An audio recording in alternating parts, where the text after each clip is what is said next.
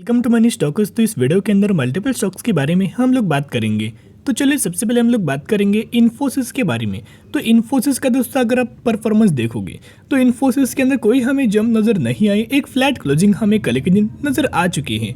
अभी देखिएगा इन्फोसिस के अंदर जेपी मॉर्गन के द्वारा हमें एक अपडेट्स दिया गया था कि एक तो इस कंपनी के अंदर 11% का गिरावट हमें नज़र आ सकता है। सिर्फ इन्फोसिस के नहीं, मैक्सिमम आईटी कंपनीज के अंदर इन्होंने एक डाउनग्रेड किया गया था और हर एक कंपनी के लिए हमें परसेंटेज वाइज डाउन साइड गिरावट वाला रीज़न हमें मेंशन किया था। रीज़न क्या था कि कंपनी का जो Q1 का जो परफॉर्मेंस आने वाला है, हर एक कंपनी का जो Q1 का परफॉर्मेंस आने वाला है वो मार्केट को एक डिसअपॉइंट कर सकता है। और अगर मार्केट को डिसअपॉइंट करेगा तो मार्केट इसे ज़रूर हमें नेगेटिविटी के अंदर रिएक्ट करेगा और उस स्पेसिफिक कंपनी के अंदर हमें परसेंटेज के अंदर आपको करेक्शन नज़र आ जाएगा। तो इन्फोसिस के अंदर क्या मेंशन किया था, इन्होंने मेंशन किया था कि इन्फोसिस के अंदर हमें 11% का गिरावट नज़र आ सकता है और 11% का डाउन साइड टारगेट दिया था। टारगेट प्राइस 1150 रुपये के आसपास हमें मेंशन किया गया था। अभी देखिएगा बेसिकली 1150 का जो टारगेट दोस्तों जो मेंशन किया है उसके पीछे का रीज़न क्या है आपको बताऊंगा। हर एक क्वार्टर के अंदर करंटली अगर आप देखोगे तो इन्फोसिस हो या फिर दूसरी आईटी सेक्टर की कंपनीज हो, उन हर एक कंपनी को एक ही हमें करंटली या प्रॉब्लम्स फेस करना पड़ रहा है। वो प्रॉब्लम है कि बैंकिंग फाइनेंशियल सर्विसेज, जहां इनका रेवेन्यू ब्रेकअप अगर सेगमेंट अगर आप देखोगे तो बैंकिंग फाइनेंस सर्विसेज के अंदर इन्फोसिस, विप्रो, टीसीएस हो 32% तक का रेवेन्यूज हमें जनरेट करता है और यही एक ऐसा सेगमेंट है जो मैक्सिमम अमाउंट ऑफ रेवेन्यूज हमें जनरेट करके देता है। बाद में रिटेल से कंपनी 15% का रेवेन्यूज, कम्युनिकेशन टेलीकॉम मीडिया से कंपनी 13% का, एनर्जी यूटिलिटी से 12%, मैन्युफैक्चरिंग से 11%, हाईटेक से 8% और life science and health care से 7% के आसपास हमें कंपनी अपना रेवेन्यू से जनरेट करता है। लेकिन मैक्सिमम अमाउंट जो रेवेन्यूज है वो बैंकिंग फाइनेंशियल सर्विस से ही अपना रेवेन्यूज हमें कंपनी जनरेट करता है। तो इस सेगमेंट के अंदर आपको पता होगा ह्यूज अमाउंट ऑफ क्रैश हमें नजर आया था, करेक्शन हमें नजर आया था। तो अगर वहाँ हमें करेक्शन नजर आएगा तो जो कंपनीज उन सब कंपनीज रिगार्डिंग हमें सर्विसेज प्रोवाइड करती है उसके अंदर भी हमें प्रॉब्लम नजर आएगा। तो यही दोस्तों वो प्रॉब्लम है जिन्होंने मेंशन किया था कि इनका जो Q1 का जो रिजल्ट्स आने वाला है वो बुरा हमें कंपनी परफॉर्म कर सकता है। तो ये अपडेट्स तो आपको पता लग चुका है। सेकेंड अपडेट्स अगर आप देखोगे तो कंपनी के द्वारा, इन्फोसिस के द्वारा Q1 का जो रिजल्ट्स कब आने वाला है इन्होंने डेट हमें मेंशन किया गया है। देखिएगा 20 जुलाई यानी कि 20 जुलाई को इन्फोसिस लिमिटेड का Q1 का रिजल्ट्स आपको नजर आने वाला है। फाइनेंशियल जून 2023 का आपको रिजल्ट्स हमें नजर आने वाला है। यानी कि बेसिकली 20 जुलाई के दिन कंपनी अपना Q1 का रिजल्ट्स हमें डिक्लेयर कर सकती है। लेकिन दोस्तों एक ही पॉइंट मेंशन करना है कि जो हमें इन्फोसिस के अंदर 32% का जो इन्फोसिस बैंकिंग फाइनेंशियल सर्विसेज से अपना रेवेन्यूज हमें जनरेट करता है, ये सेगमेंट के अंदर जेले क्रैश से पहले अगर आपने क्या ऑब्जर्व किया होगा, यही एक सेगमेंट है जिस सेगमेंट इन्फोसिस को इतना ह्यूज अमाउंट ऑफ ग्रोथ दे रहा है। यही वो सेगमेंट है जिसके बारे में या फिर जिसकी वजह से इन्फोसिस ने ह्यूज अमाउंट ऑफ रेवेन्यूज अपना इंक्रीज किया है। Huge amount of parameter, huge amount of company के अंदर ग्रोथ हमें नजर आया हुआ है। लेकिन अभी बैंकिंग फाइनेंशियल सर्विसेज के अंदर क्रैश नजर आया तो इस शॉर्ट टर्म बेसिस के ऊपर प्रॉब्लम क्रिएट हुआ। लेकिन ये प्रॉब्लम से ये सिर्फ और सिर्फ शॉर्ट टर्म बेसिस के ऊपर होने वाला है। इतना पॉइंट नोट करना, जितना कंपनी लंबे समय के लिए अगर आप यह सोचेंगे, क्योंकि इन कंपनीज का लॉन्ग टर्म बेसिस के ऊपर विजन है, लॉन्ग टर्म बेसिस का विजन है। और कंपनी का पॉजिटिव वाला अपडेट्स क्या है कि लगातार कंपनी एआई के ऊपर अपना काम कर रहा है, यानी कि आर्टिफिशियल इंटेलिजेंस के अंदर कंपनी काम कर रहा है। अभी भी इन्फोसिस फंडामेंटली स्ट्रांग है। अगर आपने दोस्तों पहले भी ऑब्जर्व किया होगा तो कंपनीज के अंदर करेक्शन तो होता है। तो देखिएगा अभी हम आ चुके हैं मैक्सिमम के चार्ट पैटर्न्स के अंदर। अगर आपने पहले भी देखा है तो 2008 में जब हमें रिसेशन के द्वारा जो करेक्शन आपको नजर आया था, सिचुएशन भी सेम थी, सिर्फ वह रिसेशन था। और यहाँ अगर आप देखोगे बैंकिंग फाइनेंशियल सर्विसेज रिगार्डिंग हमें क्राइसिस है। सिर्फ इन्फोसिस के लिए नेगेटिव खबर नहीं है, पूरे आईटी सेक्टर के लिए नेगेटिव खबर है। और जब हमें रिसेशन आया तो पूरे मार्केट के लिए भी नेगेटिव खबर था, एज वेल एज हमें आईटी कंपनीज के लिए भी नेगेटिव खबर था।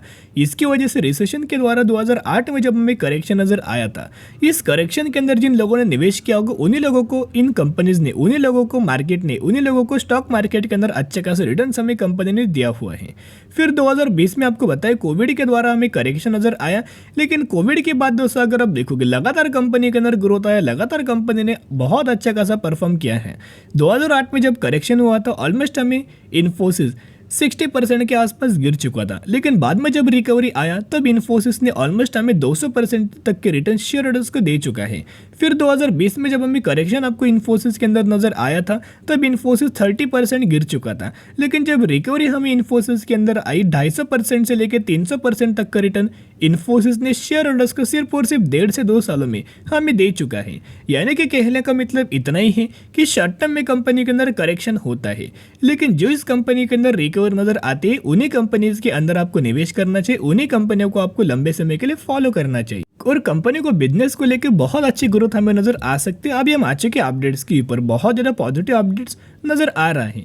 IT firm ride on sport deals तो बूस्ट रेवेन्यू एंड ब्रांड। तो यहाँ दोस्तों अगर आप देखोगे तो आपको बताएं इनका रेवेन्यूज के अंदर हमें प्रॉब्लम्स है, तो वही रेवेन्यूज को बढ़ाने के लिए, वही हर एक चीज़ों को इम्प्रूव करने के लिए, इंक्रीज रेवेन्यू करने के लिए ये सब कुछ हमें डील्स कंपनी लगातार कर रही है और उसके अंदर विप्रो और इन्फोसिस का नाम है।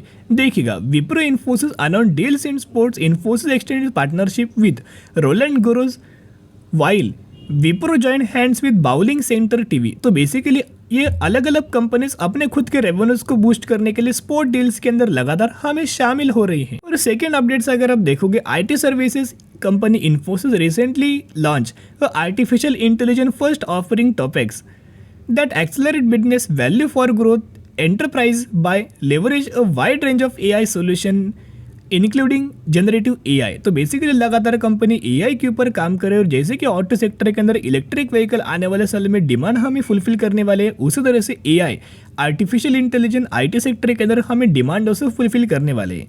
तो demand in the sense fulfil करना, कंपनी का रेवेन्यूज बढ़ना, कंपनी का नेट प्रॉफिट बढ़ना। तो ये रिक्वेस्ट मैं आपके साथ करना चाहूँगा, जितना आपको इन्फोसिस के अंदर गिरावट नजर आए उतना बढ़िया मौका मानना और जरूर इन्फोसिस जैसे फंडामेंटली स्ट्रॉन्ग कंपनी को बायोनिक स्ट्रेटेजी अप्लाई करके लंबे समय के लिए होल्ड करना। क्योंकि बेसिकली होता क्या है, अगर सिर्फ इन्फोसिस के अंदर नेगेटिव खबर आती तो हम लोग यह सोच सकते थे, लेकिन नेगेटिव खबर पूरे मार्केट के लिए है, पूरे सेक्टर के लिए है, तो सिर्फ इन्फोसिस को यहाँ कुछ बोलना ये गलत बात होती है। तो चलिए अभी हम बात करेंगे IEX के बारे में। तो IEX के अंदर भी दोस्तों एक अपडेट्स आया था, इसी अपडेट्स के द्वारा हमें करेक्शन आपको IEX के अंदर नजर आ चुका था। अभी अपडेट्स क्या आया था, बेसिकली आपको पता होगा कि IEX एक मोनोपोली कैटेगरी से कंपनी बिलोंग करती थी, लेकिन अभी एक कंपनी मोनोपोली कैटेगरी से बिलोंग नहीं करने वाले। इसी तरीके से एक अपडेट्स हमें IEX के अंदर आपको नजर आ चुका था। अपडेट्स क्या था कि कंपनी का जो मार्केट शेयर है 94% का मार्केट शेयर हमें IEX ओन करता था। तो IEX जो शेयर मार्केट शेयर ओन करता था मेजोरिटी के अंदर, तो बचा हुआ जो 6% का जो स्टेक था वो बाकी कंपनीज हमें ओन करता था, जो कि छोटी छोटी कंपनीज था। और जो डिसीजन हमें IEX लेता था वो डिसीजन हमें फाइनल था, और यही डिसीजन को ये 6% वाले जो कंपनीज है वो बिलोंग करता था।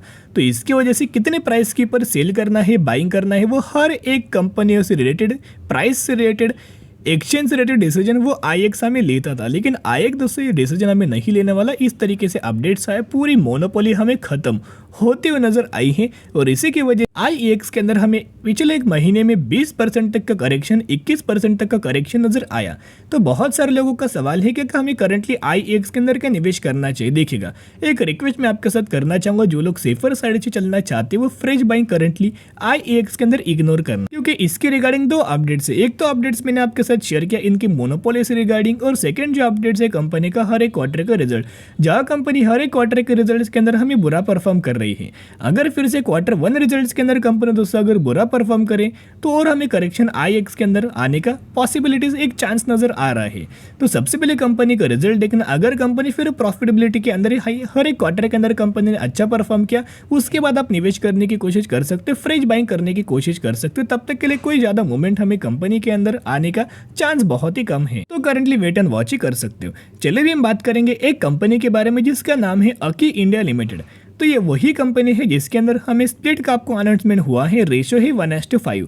तो 1:5 रेशियो के अंदर स्प्लिट का इसी कंपनी के अंदर बेनिफिट मिलने वाला है। अगर आपके पास 1 शेयर होंगे तो 1 के बदले 5 शेयर मिलेंगे, अगर आपके पास 10 होंगे तो 10 के बदले 50 शेयर मिलेंगे। प्राइस है 113 रुपये के आसपास। मैक्सिमम के अंदर 40% तक का रिटर्न शेयर होल्डर्स को कंपनी ने दे चुका है। बेसिकली कंपनी बहुत छोटा है। मार्केट कैप अगर आप कंपनी का देखोगे तो एक माइक्रो कैप कैटेगरी से ये कंपनी बिलोंग करता है और कंपनी का बिजनेस तो उतना अच्छा खासा नहीं है। और जो भी कंपनी माइक्रो कैप कैटेगरी से बिलोंग करते हैं, बहुत ही छोटा कंपनी होता है, उस कंपनी के अंदर रिस्क ज़्यादा इन्वॉल्वमेंट होती है। तो अगर आप इस कंपनी को स्किप भी करेंगे तो कोई अच्छी बात है दोस्तों, अगर आप स्किप करेंगे तो भी अच्छी बात है। अच्छे खासे लार्ज कैप कैटेगरी कंपनीज के अंदर निवेश करना, दूसरी कंपनीज के अंदर निवेश करना, जो कंपनीज आपको आने वाले सालों में लंबे समय के लिए जो अच्छा खासा बड़ी वेल्थ हमें क्रिएट करके दे सकते हैं। देखिएगा, ये भी कंपनी क्रिएट करके दे सकते हैं, लेकिन कंपनी छोटा है। कुछ भी अगर खबर आई डायरेक्टली कंपनी 10-20% तक का करेक्शन एक दिन में कंपनी के अंदर आने का पॉसिबिलिटीज है। तो चलिए आज के लिए इतना ही। अगर आपकी वीडियो पसंद है जरूर वीडियो को लाइक और चैनल को सब्सक्राइब कर सकते हो। फिर मिलेंगे, बाय।